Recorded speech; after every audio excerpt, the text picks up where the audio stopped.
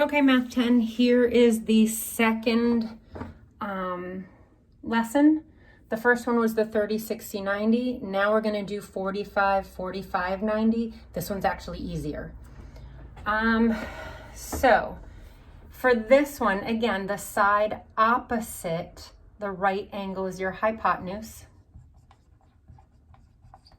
Now, because these two angles are equal, this is an isosceles right triangle, so your legs are equal. So there's no longer leg or shorter leg here. It's just leg and leg, and they are always equal to each other. So just like the 30, 60, 90, we're going to write the rules. Rule number 1 is exactly what I just said. The legs are congruent.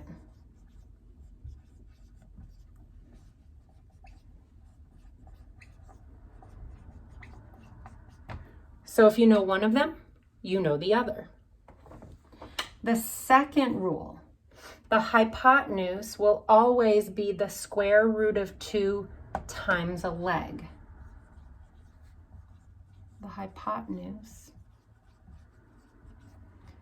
is the square root of 2 times a leg. All right, so again, both of my rules revolve around the legs. So I asked you to remember the ratios of 1, 2, and the square root of 3 for the 30, 60, 90 right triangles. This time,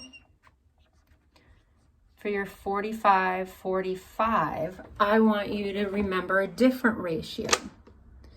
Since both rules revolve around the legs, let's let the legs have the easiest length to work with. And again, that's 1. So if I let this leg right here have a length of 1, the other leg has to also be 1 because the legs are congruent. Then, since the hypotenuse is the square root of 2 times a leg, if I take the square root of 2 and multiply it by 1, I get square root of 2. So when you do problems involving 45, 45, 90 triangles, I want you to remember 1, 1, square root of 2. And we're going to use this triangle exactly the same way we use the 30, 60, 90 triangle. We're going to set up ratios and proportions in order to solve.